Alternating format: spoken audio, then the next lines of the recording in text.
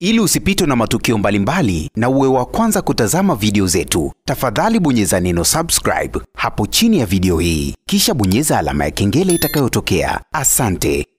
Ebana, Mwijaku ni kama vile ameendelea kumfuatilia msanii Diamond na wala hakomi kabisa baada tu ya Diamond kumuonya na kumpa onyo kali kwamba achana kabisa na maisha yangu na usiendelee kunifuatilia hata kidogo. Baada tu ya msanii Diamond kupata tuzo ya kufikisha subscriber milioni 10 katika ukurasa wa YouTube, basi alipatiwa tuzo ya Diamond katika kampuni kubwa ya YouTube huko nchini Marekani.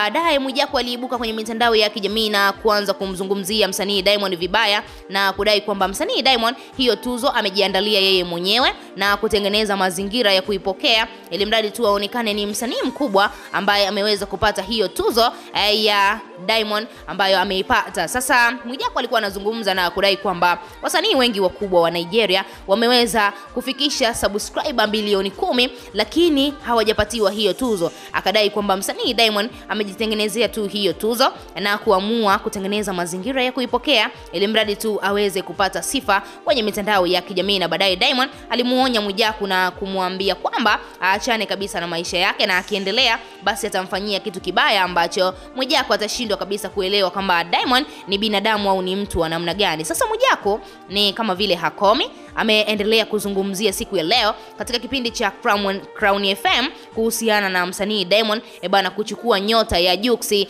Mwijaku anakuambia kwamba Juksi baada tu ya kufunga ndoa ambayo ndoa hiyo imeweza kufika mbali zaidi yani kimataifa. Watu wengi sana walikuwa wakifuatilia kwenye mitandao ya kijamii kuhusiana na hii ndoa ya Juksi, lakini pia ukiangalia umaarufu wa mke wa Juksi ambaye ni Priscilla umesababisha pia hii ndoa ikafika mbali zaidi, na kama ambavyo tunafahamu bana wa Nigeria hawana show ndogo. Sasa Mwijaku anakuambia baada ya ndoa ya Juksi ni kama vile msanii Diamond ukaribu wake na Juksi umeendelea kuwa zaidi na zaidi, kwa sababu ukiangalia ni kweli msanii Diamond amemboost Juksi kimuziki kwa kiasi kikubwa. Ukiangalia ngoma ya Juksi ya Enjoy ambayo msanii Diamond ameshirikishwa na Juksi bana ni ngoma ambayo imefikisha subscriber imefikisha viewers wengi sana katika ukurasa wa YouTube, views milioni 100.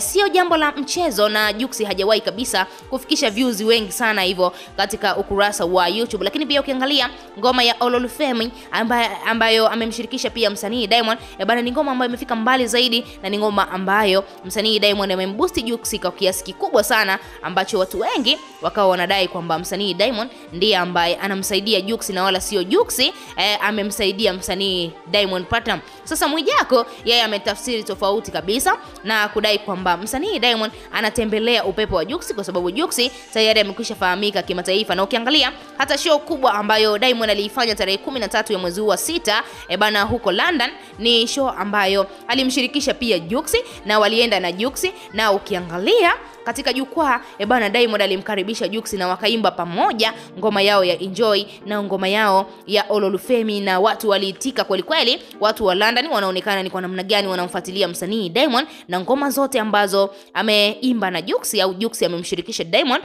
ni ngoma ambazo zimeimbwa kweli kule London na watu wengi wanazifahamu kwa kiasi kikubwa sana. Sasa Mwijaku anakuambia kwa nini Diamond ameshindwa kwenda kufanya show London akiwa peke yake? Kwa nini aende na Juksi? Kwa sababu tu ameona Juksi ndoa yake imeweza kufika mbali zaidi, na watu wengi huenda huko London wakisikia msanii Diamond basi yupo na Juksi ambaye ndo yule bwana harusi ambaye alifanya balaa katika ndoa zake huko Tanzania, basi huenda watu wengi watafika katika jukwaa au watafika katika hiyo shughuli ambayo Diamond aliweza kuiandaa. Sasa hicho kitu Mwijaku siku ya leo ameweza kukichambua wazi katika media ya Crown FM na kudai kwamba msanii Diamond bado anaendelea kutembelea nyota ya Juksi, na ukiangalia kwa sasa hivi Diamond hana kitu chochote ambacho kitamsababisha aongelewe kwenye mitandao ya kijamii zaidi ya hicho kitu ambacho ameendelea kukitafuta kwa Juksi, yani hiyo ndoa ya Juksi imeendelea kumpatia nyota zaidi msanii Diamond Platnumz. Wewe kama shabiki